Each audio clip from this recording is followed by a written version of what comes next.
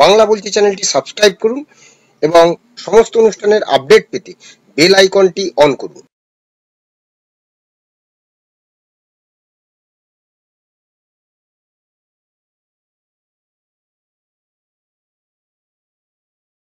নমস্কার, বাংলা বলছি চ্যানেলে আপনাদের স্বাগত। আমি বিপ্লব দাস বলছিলাম। সুপ্রিম কোর্টের কড়া ভর্ৎসনার মুখে রাজ্য প্রশাসন। আরজিকর কাণ্ড নিয়ে 3 বিচারপতি, সুপ্রিম কোর্টের প্রধান বিচারপতি DY চন্দ্রচূড়, বিচারপতি JB পারদিওয়ালা ও বিচারপতি মনোজ মিশ্রের বেঞ্চে আরজিকর মামলা শুনানি হয়।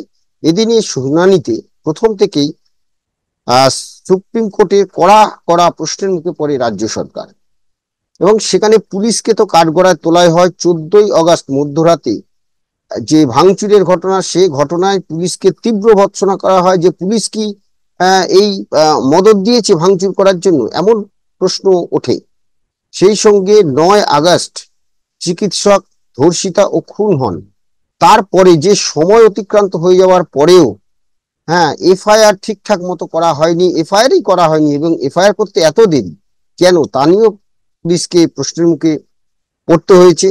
সেই সঙ্গে যে সমস্ত প্রতিবাদী মানুষ প্রতিবাদ করছেন তাদের উপর যে নানা রকম বল প্রয়োগের ঘটনা ঘটছে তা নিয়েও ভর্ৎসনা করেছেন সুপ্রিম কোর্ট। সেই সঙ্গে আরজিকর হাসপাতালে শান্তি শৃঙ্খলা, আইন শৃঙ্খলা ফিরিয়ে আনতে সেখানে CISF মোতায়েনের নির্দেশ দিয়েছে। অর্থাৎ একটা হাসপাতালে কলকাতা পুলিশ যে প্রশাসন ব্যর্থ, তার চলন্ত উদাহরণ আজকে সুপ্রিম কোর্ট দেখিয়ে দিল। সেখানে CISF মোতায়েন করে এর থেকে লজ্জা বোধহয় আর কিছু হতে পারে না। এবং এরপরই আমরা জানি না যে আগামী 22 আগস্ট এই মামলার ফের শুনানি রয়েছে। সেদিন সুপ্রিম কোর্ট আর কি কি বলে, আর কি কি নির্দেশ দেয়, আজকে আমরা এই বিষয়টা নিয়ে কথা বলবো। আমার সঙ্গে রয়েছেন বিশিষ্ট আইনজীবী চন্দ্রশেখর বাগ। চন্দ্রশেখর দা, আপনাকে স্বাগত জানাচ্ছি।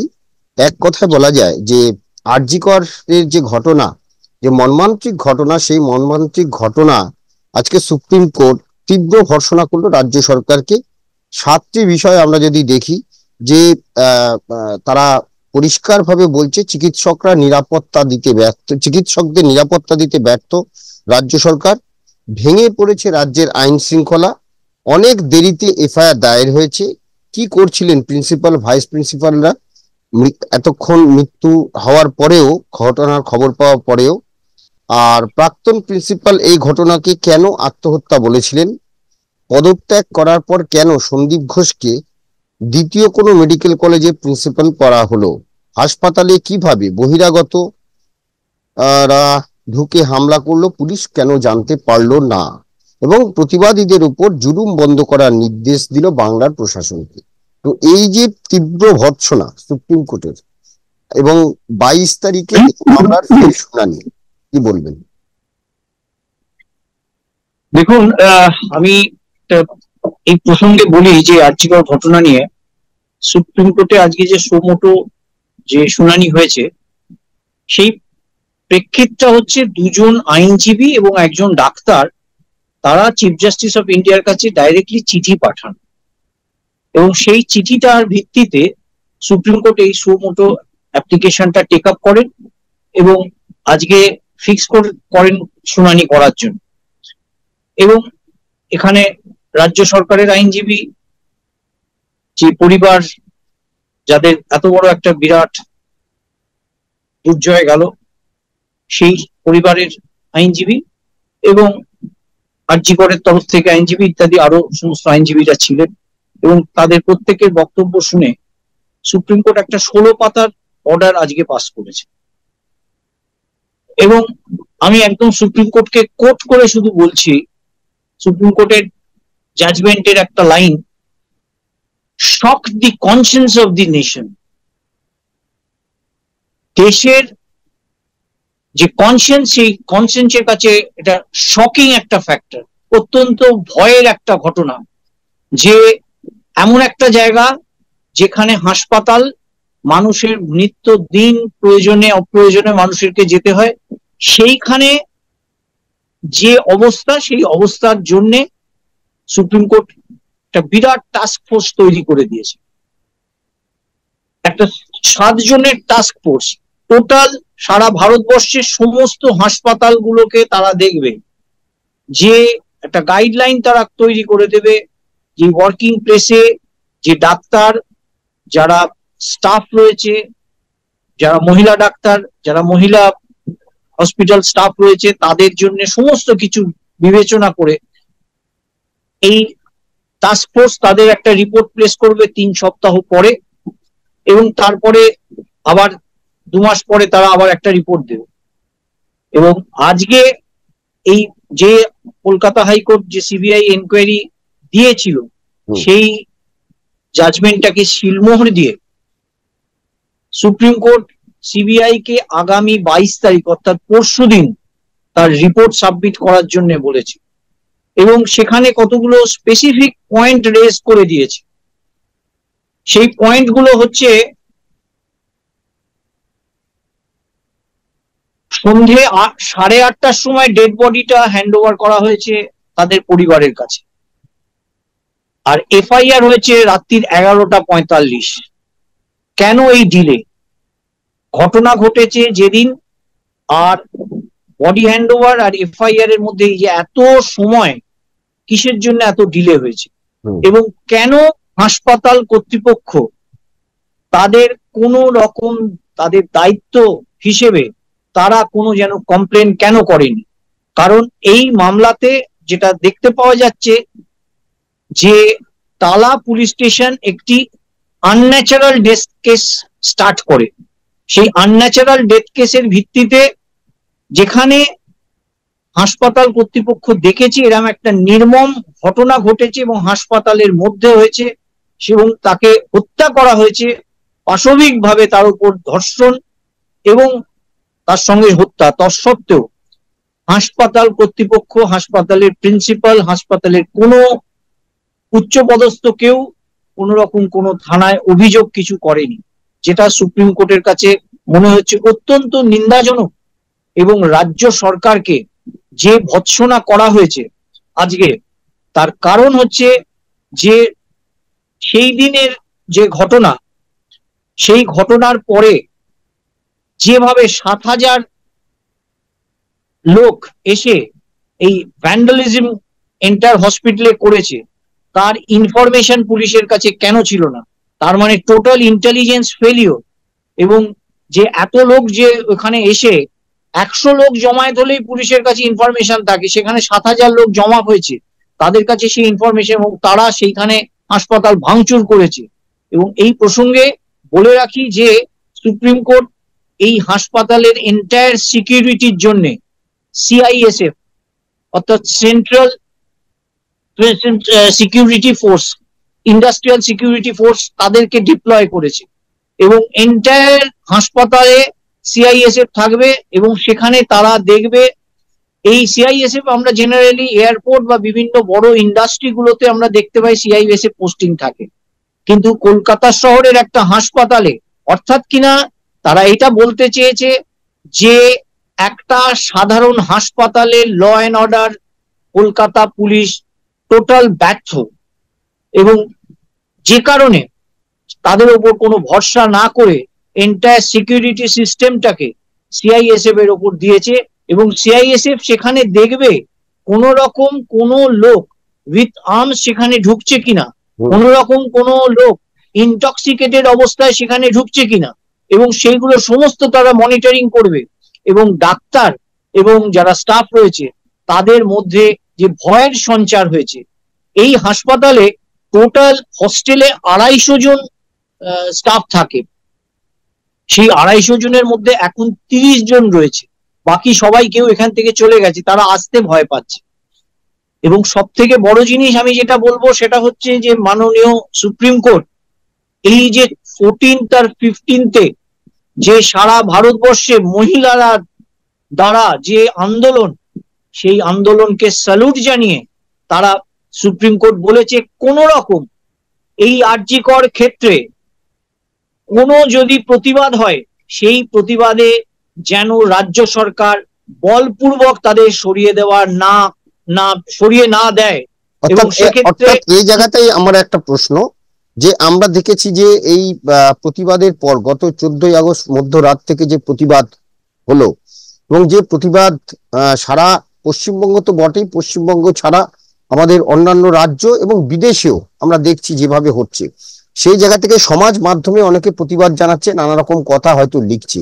সেখানে পুলিশ যেভাবে প্রত্যেককে নোটিশ পাঠিয়েছে, বিশেষ করে দুজন চিকিৎসককে নোটিশ পাঠানো হয়েছিল এবং একজন তৃণমূল নেতাকে নোটিশ পাঠানো হয়েছে, তৃণমূলের সাংসদকে নোটিশ পাঠানো হয়েছে, শুধু তাই নয়, অন্যান্য বহু সাধারণ মানুষকে ভয় দেখানো হচ্ছে রীতিমতো। বিশেষ করে ইস্টবেঙ্গল মোহনবাগানের যে ম্যাচ বাতিল করা হলো, তার পরের দিন যেটা ডাকা হয়েছিল, বহু ইউটিউবার বা যারা সোশ্যাল মিডিয়ায় অ্যাক্টিভ রয়েছে সমর্থকরা দু দলের, তাদেরকে ফোন করে করে কিন্তু পুলিশ থ্রেট করেছিল। তো এখন সেই জায়গাটা থেকে, অর্থাৎ যদি কেউ প্রতিবাদ জানায় সমাজ মাধ্যমে, পুলিশ সেই প্রতিবাদী মানে যে প্রতিবাদ করছে তাকে কোন রকম ডিস্টার্ব করতে পারবে না, তাই তো? এখানে সুপ্রিম কোর্ট বলেছে এই আরজিকর ঘটনাকে কেন্দ্র করে যদি কেউ প্রতিবাদ করে আইনত, এখন যদি ধরুন কেউ রাস্তা অবরোধ করে দিয়ে তার প্রতিবাদ করে, অবশ্যই সেটা কিন্তু আইনত নয়। এখানে একটা পার্টিকুলার ওয়ার্ড ইউজ করা হয়েছে যে লিগালি, অর্থাৎ কিনা আপনার প্রতিবাদ যদি একটা কোন রকম পুলিশের থেকে পারমিশন নিয়ে কোনো জায়গায় আপনারা একটা জমায়েত মানুষ করে, সেই জমায়েতকে প্রতিরোধ করা যাবে না কোন রকম বলপূর্বক বা কোন রকম তাদের উপর লাঠিচার্জ করে, যেভাবে সেদিন কলকাতার ফুটবলের মাঠে যেভাবে লাঠিচার্জ করা হয়েছে এবং তারপরে ডাক্তারদের উপর যেভাবে লাঠিচার্জ করা হয়েছে, এই জিনিসটার উপর সুপ্রিম কোর্ট সম্পূর্ণভাবে পুলিশকে তারা বলেছে নিষ্ক্রিয় থাকতে বলেছে, যে প্রতিবাদ যদি তারা করে সেখানে প্রতিবাদ তাদের করতে দেওয়া হবে। এবং এইটা আমার মনে হয় সব থেকে বড় জিনিস, যে আন্দোলন আজকে শুরু হয়েছে সেই আন্দোলন কিন্তু চালিয়ে যাওয়ার ক্ষেত্রে সুপ্রিম কোর্ট কোনো অন্তরায় হয়ে দাঁড়ায়নি। এই সুপ্রিম কোর্টের এই জাজমেন্ট, এই 3 জন জাজের যে জাজমেন্ট, সেই জাজমেন্ট কিন্তু অন্তরায় হয়ে দাঁড়ায়নি। অর্থাৎ এই প্রতিবাদ যে মানুষ করছে, আজকে ডাক্তার থেকে শুরু করে সমাজের প্রত্যেকটি মানুষ রাস্তায় প্রতিবাদে নেমেছে, সেই প্রতিবাদ কিন্তু বন্ধ করার জন্য কোনো রকম পুলিশ কোনো স্টেপ নিতে পারবে না। এবং তার সঙ্গে সঙ্গে আর একটা জিনিস যেটা বলে রাখি, সেটা হচ্ছে কলকাতা পুলিশকে 22 তারিখে সুপ্রিম কোর্টে রিপোর্ট দিতে হবে এই যে 7,000 লোক কিভাবে হাসপাতালের ভেতর ঢুকলো এবং হাসপাতাল ভাঙচুর করলো, কি পদক্ষেপ কলকাতা পুলিশ এখন অব্দি নিয়েছে, তারও রিপোর্ট কলকাতা পুলিশকে সেখানে দিতে হবে। এবং এটা আমার মনে হয় একটা মারাত্মক রকম প্রেসার তৈরি হলো রাজ্য সরকারের ওপর, এবং মাননীয় মুখ্যমন্ত্রী বলুন, স্বাস্থ্যমন্ত্রী বলুন, পুলিশ মন্ত্রী, যেভাবে আজকে সুপ্রিম কোর্ট যে জাজমেন্ট আজকে দিয়েছে এই ইন রেসপেক্ট অফ অভয়াকে কেন্দ্র করে, সেটা আমার মনে হয় রাজ্য সরকারের উপর একটা, মানে আমি যদি ভাষা আমায় মার্জনা করবেন, যদি একটা সপাটে চড় মারার কথা বলি, যে এটা কিন্তু আজকে রাজ্য সরকার সুপ্রিম কোর্টে দাঁড়িয়ে সেইটা আজকে সেই সপাটে চড় খেয়ে আজকে কিন্তু ফেরত আসতে হয়েছে। তার কারণ হচ্ছে তারা নির্দেশ দিয়েছে যে একটা হাসপাতালের সিকিউরিটি সিস্টেম মানে কোল্যাপস করে ফেলেছে তারা, অর্থাৎ ল অ্যান্ড অর্ডার সেখানে নেই বলেই আজকে কিন্তু রাজ্যের কোনো পুলিশকে দ্বারা সেখানে সিকিউরিটি রাখা যাবে না, সেখানে সিআইএসএফ কে এনগেজ করা হয়েছে। এবং তার সঙ্গে সঙ্গে এই যে 7 মেম্বার যে ন্যাশনাল টাস্ক ফোর্স করা হয়েছে, সেখানে তারা হসপিটালের মধ্যে কোন রকম আনটুওয়ার্ড ইনসিডেন্ট যাতে না ঘটে, সেটা সরকারি এবং প্রাইভেট সেগুলো সমস্ত দিক তারা বিবেচনা করে তারাও একটা রিপোর্ট আগামী 3 সপ্তাহ পরে দেবে এবং তারপরে আরো 2 মাস পরেও তারা দেবে। এবং এই মামলা আগামী 22 তারিখ যেমন সুপ্রিম কোর্ট শুনে পরবর্তী তাদের নির্দেশ দেবে। এবং আগামী দিন এই মামলা কলকাতা হাইকোর্টে যে মামলা পেন্ডিং ছিল, সেই মামলা সম্পূর্ণভাবে সুপ্রিম কোর্টেই শুনানি হবে। সুপ্রিম কোর্ট উইল গিভ যে কি অর্ডার এর ক্ষেত্রে, এবং সিবিআই কে যে রিপোর্ট তারা এর মধ্যে যে কি ইনভেস্টিগেশন করেছে, ইনভেস্টিগেশন করে তাদের রিপোর্ট দিতে বলেছে। অর্থাৎ কিনা আমরা অপেক্ষা করতে হবে সুপ্রিম কোর্ট আগামী 22 তারিখে কি নির্দেশ দেয়, এবং এই এই এই অভয়ার যে হত্যা, সেই হত্যার ক্ষেত্রে, এবং এটা সত্যি খুব নিন্দাজনক যে আজকে পশ্চিমবঙ্গের মানুষ, সাধারণ মানুষ এত নির্বিচারে এই যে অত্যাচার, আজকে যে ঘটনাটি ঘটেছে তার বিরুদ্ধে মানুষ যে প্রতিবাদ করছে, সেই প্রতিবাদকে বন্ধ করে দেওয়ার চেষ্টা করছে, সেইটাও যাতে, সেটাও কিন্তু সুপ্রিম কোর্ট রুখে দিয়ে বলেছে এই প্রতিবাদ যদি কোন রকম আইন শৃঙ্খলার কোন রকম কোনো অবনতি না করে যদি প্রতিবাদ করে, তাহলে সেই প্রতিবাদ চলবে। এবং আমার মনে হয় সেদিন মহিলাদের যে আন্দোলন সেদিন শুরু করেছিল, এবং যেই প্রতিবাদ ছাড়া আজকে পশ্চিমবঙ্গ থেকে শুরু করে ভারতবর্ষের বিভিন্ন জায়গা এবং বিদেশের বিভিন্ন জায়গা ডাক্তাররাও করছে, সমাজের প্রত্যেকটি সেকশন থেকে তারা প্রতিবাদ করছে, এই প্রতিবাদ কিন্তু জারি থাকবে। একদম। দুটো প্রশ্ন, যে আগামী 22 তারিখ অর্থাৎ 22 আগস্ট আমরা জানতে পারবো যে সুপ্রিম কোর্ট কি নির্দেশ দেয়। বিশেষ করে গত 14 আগস্ট মধ্যরাতে আর.জি. কর হাসপাতালে যে চালানো হয়েছে, সেই তাণ্ডবের মূলে কি এবং সেই তাণ্ডব কেন চালানো হলো, অর্থাৎ এর পিছনে কার প্রত্যক্ষ মদতে এটা হয়েছে, এবং সেটা কি ওই যে প্রমাণ সমস্ত কিছু লোপাট করার জন্য করা হয়েছে? সেটা যেমন একদিকে তারা কারা, আমরা বারবার এই প্রশ্ন করেছিলাম, তারা কারা।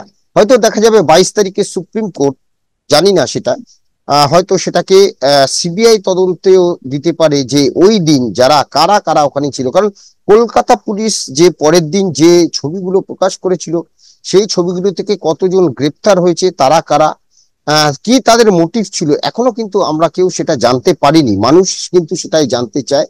সেটা যেমন একদিকে, অন্যদিকে কেন সেই যেখানে ঘটনা ঘটেছিল তার পাশেই একটি দেওয়াল ভাঙা হলো, সেখানেও কি অন্য কোনো মোটিভ ছিল? কেন তদন্ত করতে এত গড়িমসি করা হলো? কেন বারবার করে অভয়ার যে আমাকে, হ্যাঁ বলুন। এটার সঙ্গে আরেকটা কথা বলি, সুপ্রিম কোর্ট এটাও জানতে চেয়েছে কেন কর্তৃপক্ষ প্রথম তার বাবা মাকে জানানো হয়েছিল যে এটা একটা সুইসাইডের ঘটনা। একদম একটা নারকীয় এরকম ঘটনা হওয়ার পর কেন তার বাবা মাদের এই ইনফরমেশন দেওয়া হয়েছে এটা একটা সুইসাইড? কে এর পিছনে এই বক্তব্য রাখার জন্য হাসপাতাল কর্তৃপক্ষকে বলেছে, সেটাও তদন্ত সাপেক্ষ, এবং সেটাও কিন্তু সিবিআই তদন্ত করে দেখবে। হ্যাঁ একদম। সেই যে প্রথমে বলা হলো আত্মহত্যা, তারপর বলা হলো আনন্যাচারাল ডেথ। হ্যাঁ, এই যে পারস্পরিক একটা মানে কি বলে বোঝাপড়ার অভাব, শুধু বোঝাপড়া বললে হবে না, কার নির্দেশ এরকম এই সবগুলো পুলিশ করলো, এবং হাসপাতাল কর্তৃপক্ষ, বিশেষ করে যিনি অধ্যক্ষ সন্দীপ ঘোষ, তার কি ভূমিকা ছিল, সেগুলোর জন্য কিন্তু মানুষ আজ পথে নেমেছে। সেগুলোর জন্যই তদন্ত চলছে সিবিআই, সেগুলোর জন্য হাইকোর্টে মামলা হয়েছে, সেগুলোর জন্য সুপ্রিম কোর্ট কিন্তু এই মামলা চলছে। তাকে 22 তারিখ হয়তো আমরা এই যে মূলে কারা, মাথা কারা, কেন তথ্য লোপাট করার কোনো চেষ্টা হয়েছে কিনা সেগুলো জানা যাবে। ধন্যবাদ চন্দ্রশেখর দা, ধন্যবাদ আপনাদের।